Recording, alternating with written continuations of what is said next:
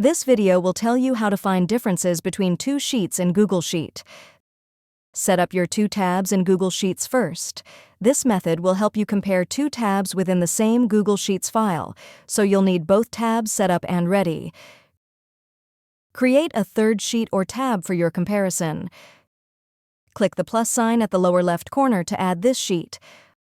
Find cell A1 on the New Comparison tab.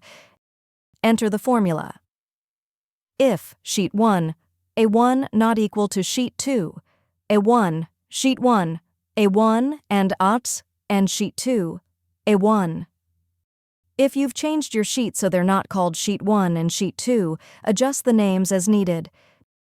Paste this formula to every relevant cell of the comparison sheet. Review the results. The comparison spreadsheet will show you where any mismatches exist between the two sheets.